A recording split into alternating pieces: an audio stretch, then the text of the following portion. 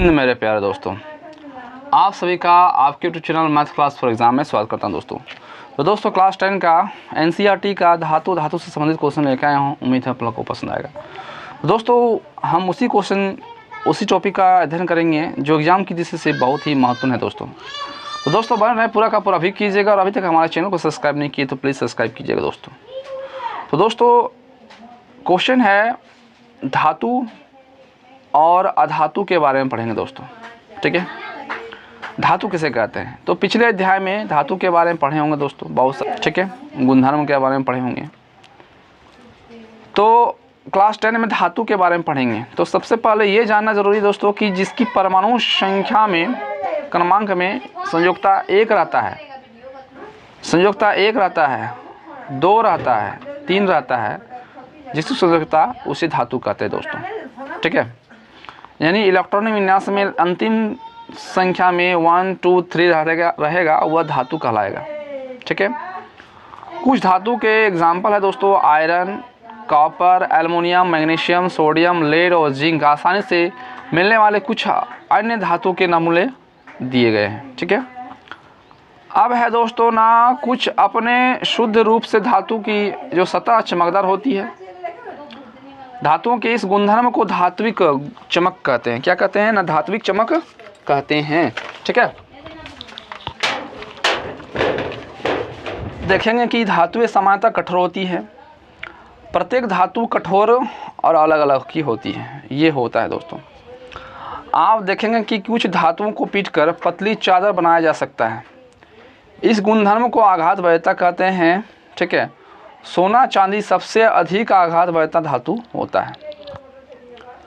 धातु के पतले तार के रूप में खींचने की क्षमता को तन्यता कहा जाता है। जैसे सोना सबसे अधिक तन्य धातु है। आपको यह जानकर आश्चर्य होगा कि 1 ग्राम सोने से 2 किलोमीटर लंबा तार बनाया जा सकता है। आघात वैधता तन्यता के कारण धातुओं को हमारी आवश्यकता के अनुसार विभिन्न आकार दिए जा सकते हैं, ठीक है। ये सब जो होता है वह तन्यता और आघात वैधता के कारण ऐसा होता है, ठीक है। अब सिल्वर और कॉपर को ऊष्मा के सबसे अच्छे चालक माना जाता है। ये क्वेश्चन पूछा जा सकता है दोस्तों कि कौन सा ऐसा धातु है जो ऊष्मा का सबसे अच्छा चालक बोला जाता है, तो सिल्वर और कॉपर होगा दोस्तों, ठीक है। आपने अवश्य देखा होगा कि जिस तार से आपके घर तक बिजली पहुंचती है उस पर पॉलीविनाइल क्लोराइड यानी पीवीसी या रबड़ जैसी सामग्री की परत चढ़ी होती है। विद्युत तार पर ऐसे पदार्थों की परत क्यों होती है? इससे क्या होता है ना, शॉर्ट सर्किट से बचा जा सकता है। इस प्रकार से जब धातुएं किसी कठोर सतह से टकराती है तो क्या होता है, क्या वह कोई आवाज़ उत्पन्न करता है? जो धातुएं कठोर सतह के टकराने पर आवाज़ उत्पन्न करता है उन्हें धात्विक यानी शोरनस कहते हैं, ठीक है। अब है अधातु दोस्तों। तो अधातु के बारे में ये जानना है दोस्तों कि जिसकी परमाणु संख्या 4, लास्ट में इलेक्ट्रॉन विन्यास में 4, 5, 6, 7 रहता है, 8 रहता है, उसे क्या कहेंगे दोस्तों ना, अधातु कहेंगे, ठीक है। ये जानना ज़रूरी है। अब है दोस्तों आयोडीन अधातु होते भी चमकीला होता है, ठीक है। मरकरी को छोड़कर सारे धातुएं कमरे के ताप पर ठोस अवस्था में होता है दोस्तों। यानी ऐसा भी क्वेश्चन पूछा जा सकता है दोस्तों कि कौन सी ऐसी धातु है जो द्रव अवस्था में पाया जाता है, तो मरकरी को, पारा को कहते हैं दोस्तों, ठीक है। आपने देखा कि धातुओं के गलनांक अधिक होते हैं लेकिन गैलियम और सीजियम का गलनांक बहुत कम होता है। यानी इसे हथौली पर रखने पर, यदि आप इसे हथौली पर इन धातुओं को रखेंगे तो यह पिघलना स्टार्ट कर देगा। क्या नाम है ना, सीजियम और गैलियम। ये पूछा जाता है दोस्तों कि कौन सा ऐसा धातु है जिसे हथौली पर रखने पर गलना स्टार्ट हो जाएगा, तो सीजियम और गैलियम। इसके गलनांक सबसे कम होता है। और आयोडीन क्या होता है ना, एक ऐसा धातु है जो चमकीला होता है। कार्बन क्या है ना, एसिड एक अधातु है जो विभिन्न रूपों से विद्यमान होता है और प्रत्येक रूप को अपरूप कहते हैं। हीरा कार्बन का क्या है ना, अपरूप है। यह सबसे कठोर प्राकृतिक पदार्थ है। इसका गलनांक क्वथनांक बहुत अधिक होता है। ठीक है। हीरा एक अन्य अपरूप ग्रेफाइट और विद्युत का सुचालक होता है। क्षारीय धातु लिथियम, सोडियम, पोटेशियम इतनी मुलायम होती है कि इनको चाकू से काटा जा सकता है। इसका घनत्व और गलनांक कम होता है। ठीक है। तत्वों को उसके रासायनिक गुणधर्म के आधार पर अधिक अस्पष्टता से धातुओं और धातुओं को वर्गीकृत किया जा सकता है। ठीक है ना। लिथियम, सोडियम और पोटेशियम 3 ऐसा धातु है, क्षारीय धातु है, जिसे चाकू से काटा जा सकता है। ये भी क्वेश्चन पूछता है दोस्तों, वेरी वेरी इंपॉर्टेंट। उसी क्वेश्चन का डिस्कस करेंगे जो दोस्तों जो एग्ज़ाम की दृष्टि से बहुत ही महत्वपूर्ण है। और ये जो दिया गया अभ्यास से संबंधित क्वेश्चन, ये नेक्स्ट क्लास में हम लेके आएंगे। ठीक। लगभग सभी धातुएं ऑक्सीजन के साथ मिल करके धात्विक ऑक्साइड बनाता है। यानी धातु पर ऑक्सीजन तो क्या बनाएगा, धात्विक ऑक्साइड बनाएगा। जब कॉपर को ऑक्सीजन से विक्रिया कराते हैं तो क्यूप्रिक ऑक्साइड बनाएगा, कॉपर ऑक्साइड। इसको बैलेंस करना है तो कैसे कर सकते हैं, तो देखना है दोस्तों, यहाँ कॉपर की संख्या कितनी है, 2, तो यहाँ भी 2, Cu के आगे 2 है इसलिए 2 है। ऑक्सीजन यहाँ 2 है तो यहाँ O के आगे 2 है इसलिए ऑक्सीजन भी 2 है। तो इस प्रकार से आप बैलेंस कर सकते हैं। ठीक है। आप देखिए यहाँ दोस्तों ने एल्युमिनियम 4 है और ऑक्सीजन 3 है, तो एल्युमिनियम कितना हो गया, 2 दूना 4, एल्युमिनियम का हो गया 2 और 3 दूना 6, ऑक्सीजन हो गया 6। तो यहाँ देखिए 3 दूना 6, यहाँ भी ऑक्सीजन 6 है। तो इस प्रकार से आप देख सकते हैं LHS और LHS में दोनों में समान ही है। और इसी प्रकार से संबंधित क्वेश्चन रहता है दोस्तों। अब क्या है ना, उभयधर्मी ऑक्साइड क्या कहलाता है ना, ऑक्साइड जो अम्ल क्षारक दोनों से विक्रिया करके लवण और जल प्राप्त करता है उसे उभयधर्मी ऑक्साइड कहते हैं। ये क्वेश्चन पूछा जाता है दोस्तों। और इसका एग्जाम्पल भी दिया हुआ है, 2 एग्जाम्पल 1 and 2। Al2O3 + 6HCl। ठीक है। और ये बनाएगा दोस्तों AlCl3 + 3H2O बनाएगा। अब बैलेंस करना है कि यह वास्तव में बैलेंस जो है वह सही है कि नहीं। Al कितना है ना दोस्तों ने, यहाँ 2 है तो यहाँ भी 2 है। Cl यहाँ कितना है ना, 6 है तो 3 दूना 6, Cl की संख्या 6 है। हाइड्रोजन 3 दूना 6 है तो यहाँ भी हाइड्रोजन 6 है दोस्तों। ऑक्सीजन यहाँ 1 है तो यहाँ 1 नहीं, O के आगे 3 है, यानी ऑक्सीजन यहाँ 3 है तो यहाँ भी 3 है दोस्तों। तो इस प्रकार से आप जांच कर सकते हैं। Al यहाँ 3 है तो यहाँ Al यहाँ 2 है तो यहाँ Al भी 2 है। ऑक्सीजन कितना है ना, 3 है तो ऑक्सीजन 3 और यहाँ 2, 5 है ऑक्सीजन दोस्तों। तो 2 दूना 4 और यहाँ 1, 5, ऑक्सीजन की संख्या 5 हो गया। हाइड्रोजन 2 है तो यहाँ भी हाइड्रोजन 2 है, O के H के आगे 2 है तो 2 है। तो इस प्रकार से आप जो है जांच कर सकते हैं LHS और RHS। ठीक है।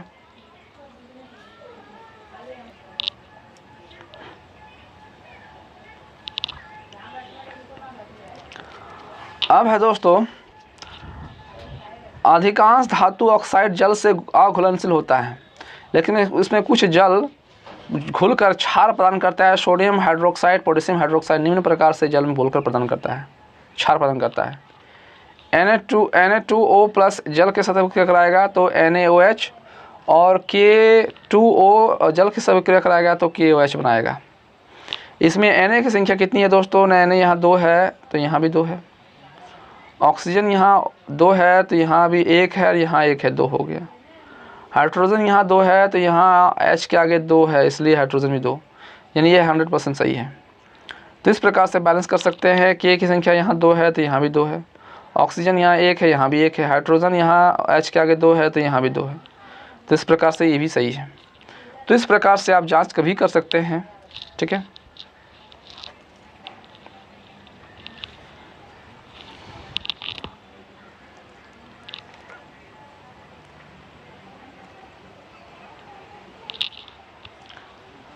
नेक्स्ट दोस्तों कि पोटेशियम को जल के साथ विक्रिया करेंगे तो KOH बनाएगा, ये 100% सही है। और सोडियम को जब जल से विक्रिया कराएगा तो NaOH + H2, ऊष्मीय ऊर्जा, ये भी 100% सही है। तो इस प्रकार से आप जांच कर सकते हैं। जब कैल्शियम को जल के साथ अभिक्रिया कराते हैं तो कैल्शियम हाइड्रोक्साइड बनता है और हाइड्रोजन गैस उत्पन्न होता है। ठीक है। मैग्नीशियम शीतल जल के साथ अभिक्रिया नहीं करता है, परंतु गर्म जल के साथ अभिक्रिया करके वह मैग्नीशियम हाइड्रोक्साइड और हाइड्रोजन गैस उत्पन्न करता है। चूँकि हाइड्रोजन गैस बुलबुला मैग्नीशियम धातु की सतह से चिपक जाते हैं, अतः यह भी तैरना प्रारंभ कर देता है। ठीक है। तो इस प्रकार से आप जांच कर सकते हैं। जब एल्युमिनियम को जल के साथ अभिक्रिया कराते हैं तो ये Al2O3 और 3H2 बनाता है। ठीक है। जब लोहा को जल के साथ अभिक्रिया कराते हैं तो Fe3O4 बनाएगा और H2 बनाएगा। ठीक है। लेड, कॉपर, सिल्वर, गोल्ड जैसी धातुएं जल के साथ बिल्कुल अभिक्रिया नहीं करता है, यानी यह जल से अभिक्रिया करके नहीं करेगा। ठीक है, ये याद रखना इसमें, और यह पूछा ही जाता है एग्जाम में दोस्तों। ठीक है। लेड मतलब सीसा कभी भी जल के साथ अभिक्रिया नहीं करेगा, कॉपर भी नहीं करेगा, सिल्वर भी नहीं करेगा, सोना तो करता ही नहीं है दोस्तों, इसलिए जिसमें जंग भी नहीं लगता है।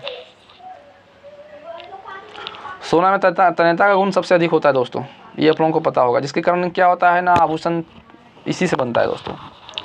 अब हो गया एक्वा रेजिया ना। एक्वा रेजिया जो है वह 3:1 के अनुपात में सांद्र हाइड्रोक्लोरिक अम्ल और सांद्र नाइट्रिक अम्ल का ताज़ा मिश्रण होता है। यह गोल्ड को गला सकता है, यानी इसको गोल्ड को इसमें डाल देंगे दोस्तों तो यह गलना स्टार्ट हो जाएगा।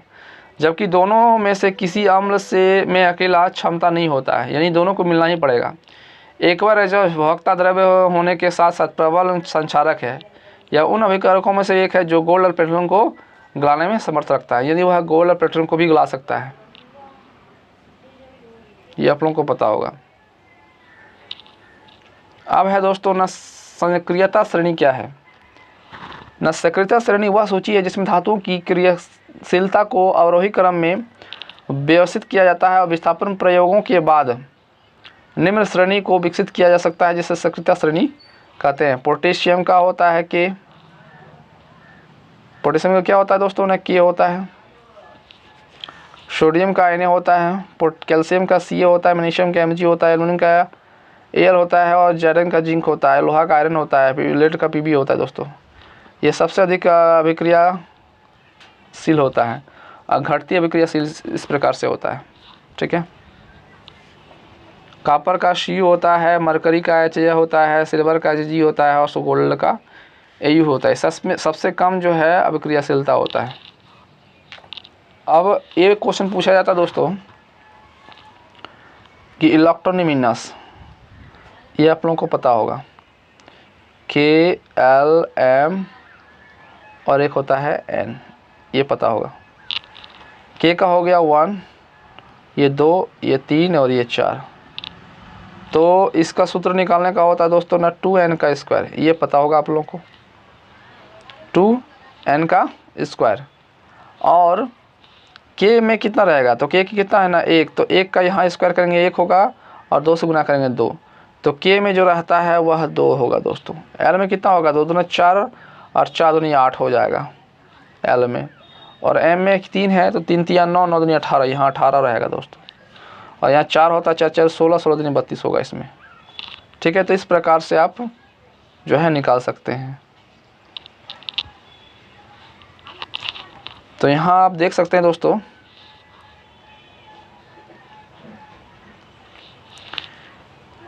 M कोष में इलेक्ट्रॉन जो है एक त्याग कर देता है और L कोष बाह्य कोष जो है बन जाता है।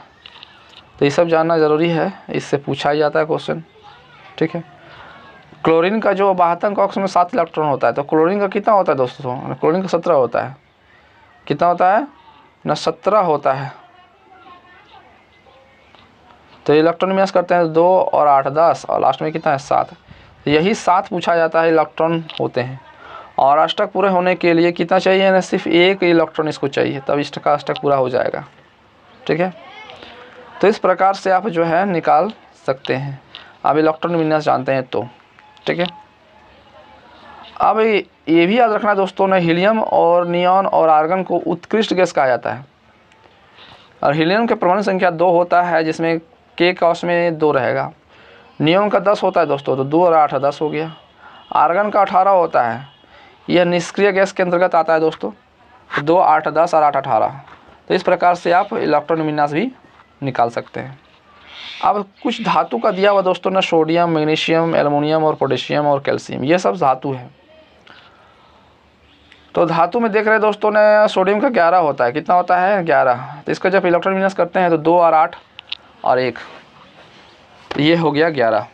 12 है तो 2 और 8 10, 10 और 2 12। तो इस प्रकार से इसका इलेक्ट्रॉन विन्यास निकाल सकते हैं। एल्युमिनियम का होता है 13, तो 2 और 8 10, 10 और 3 13 हो जाएगा। पोटेशियम का 19 होता है तो 2 और 8 10, 10 और 8 18 और 1 19। कैल्शियम का 20 होता है तो 2 और 8 10, 10 और 10 20। तो इस प्रकार से आप इलेक्ट्रॉन विन्यास जो है सबका निकाल सकते हैं। और लास्ट में जो रहता है इसको संयोजकता कहते हैं, संयोजकता, इसको संयोजकता कहते हैं। यानी क्वेश्चन पूछा जाए कि सोडियम का संयोजकता कितनी होती है, तो 1 होता है। तो इस प्रकार से आप जो है निकाल सकते हैं। तो इलेक्ट्रॉन विन्यास जो है बहुत ही ज़रूरी होता है। इस प्रकार से घुमा फिरा के क्वेश्चन पूछता है दोस्तों। और धातु में नाइट्रोजन होता है, oxygen, fluorine, phosphorus, sulphur, chlorine होता है। नाइट्रोजन का 7 होता है तो 2 और 5 7 हो गया। ऑक्सीजन का 8 होता है तो 2 और 6 10 8 हो गया। फ्लोरीन का 9 होता है 2 और 7 9 हो गया। फास्फोरस का 15 होता है 2 और 8 और 5 15 हो जाएगा। सल्फर का 16 होता है 2 और 8 10, 10 और 6 16 हो जाएगा। क्लोरीन का 17 होता है 2 और 8 10, 10 और 7 17 हो जाएगा। तो इस प्रकार से आप इलेक्ट्रॉन विन्यास भी निकाल सकते हैं। ठीक है, ये सभी क्वेश्चन जो है इम्पोर्टेंट है एग्जाम की दृष्टि से।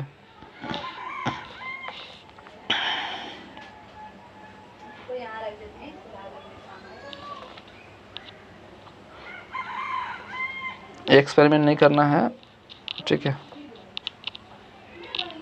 उसी क्वेश्चन को पढ़ना है जो एग्जाम की दृष्टि से महत्वपूर्ण है दोस्तों। बाकी क्रियाकलाप तो आप लोग पढ़ सकते हैं, रोज़ एक बार किताब तो पढ़ना ही चाहिए। बहुत सारा नॉलेज जो होता है वो मिलता है दोस्तों बुक से, इसलिए पढ़ना ही चाहिए। अब भौतिक प्राकृतिक धन और ऋणायन आयनों के बीच मजबूत जो आकर्षण बल के कारण आयनिक यौगिक ठोस और थोड़ा कठोर होते हैं। यह यौगिक सामान्यतः भंगुर होते हैं और दाब डालने पर यह टुकड़ों में टूट जाते हैं। गलनांक क्वथनांक, आयनिक यौगिकों का गलनांक और क्वथनांक बहुत अधिक होता है, क्योंकि मजबूत और आंतरिक आकर्षण बल को तोड़ने के लिए जो होता है ऊर्जा की पर्याप्त आवश्यकता होती है। विद्युत संयोजकता यौगिक सामान्यतः जल में घुलनशील तथा केरोसिन, पेट्रोलियम इत्यादि जैसे विलायकों में अवलय होता है दोस्तों।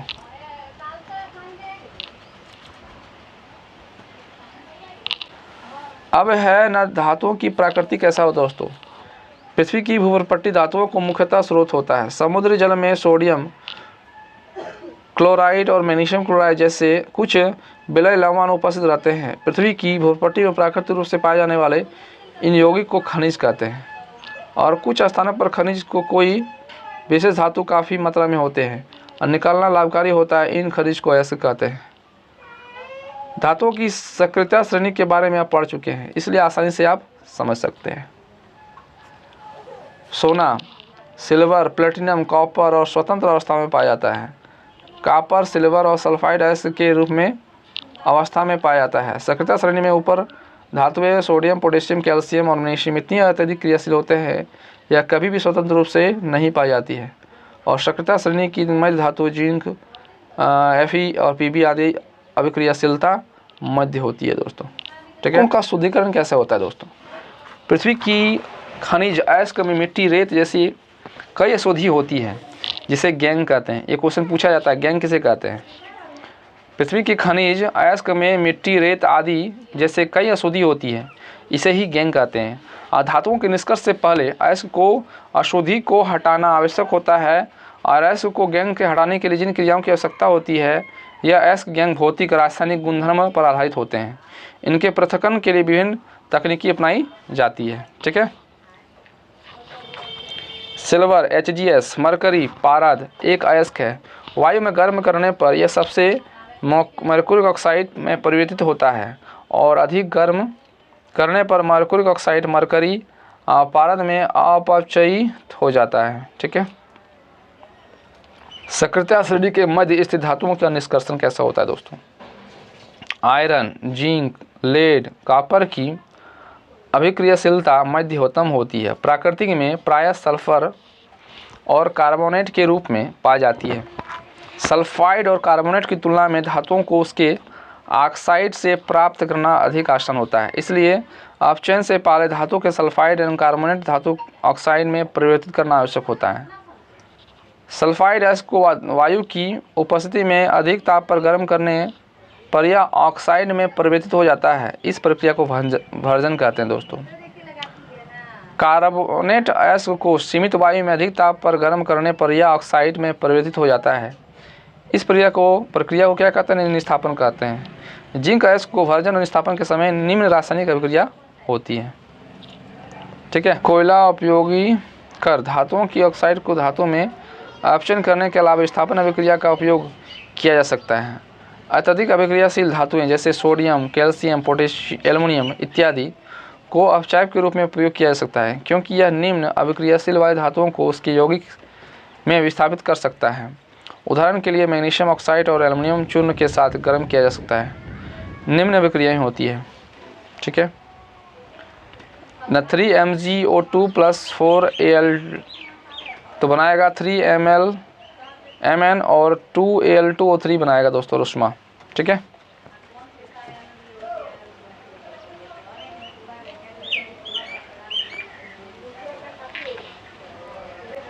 एक विस्थापन अभिक्रिया ऊष्माक्षेपी होता है। उसमें ऊष्मा को मात्रा अधिक होती है। धातु एक गलित अवस्था में पाया जाता है और वास्तव में आयरन ऑक्साइड के साथ एल्युमिनियम की अभिक्रिया कर रेल की पटरी एवं मशीन पुर्जों दर्री को जोड़ने के लिए इस अभिक्रिया का प्रयोग किया जाता है, यानी थर्मिट अभिक्रिया का प्रयोग किया जाता है हो दोस्तों। ठीक है।